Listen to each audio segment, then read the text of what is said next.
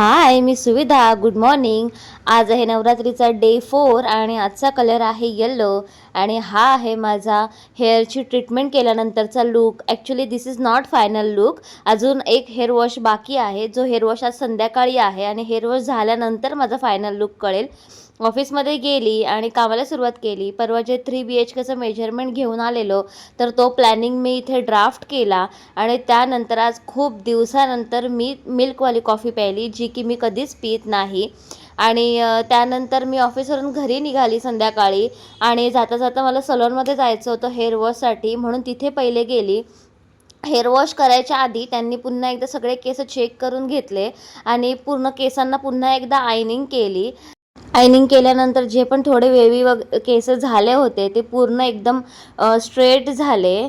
आणि हा आहे चप्पू चप्पू असा आयनिंग केल्यानंतरचा लूक. आणि आयनिंग नंतर त्यांनी हेअर वॉश केला, तर त्याच्यानंतर ते थोडंसं ड्रायर पण मारला केसांवरती आणि मस्तसा एक हेअर वॉश केला. आणि त्याच्यानंतर पुन्हा ते व्यवस्थित ड्रायरनी केस सुकवले आणि व्यवस्थित सेट करून दिले.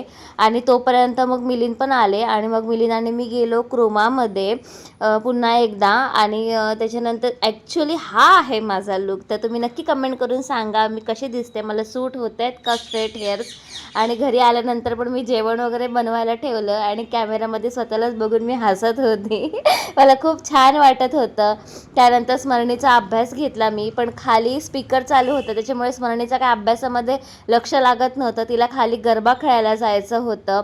आणि त्यानंतर मग स्मरणी खाली गेली गरबा खेळायला आणि मी पण तिला घेऊन गेली. आणि इथे छोट्या मुलीच पहिले गरबा खेळत होत्या आणि त्यांच्यामध्ये लास्टला बघू शकता स्मरणी पण टिपरी घेऊन नाचते, कारण का तिला गरबा खेळता येत नाही म्हणून ती प्रयत्न करत होती गरबा खेळायचा आणि नाशीच नाचत होती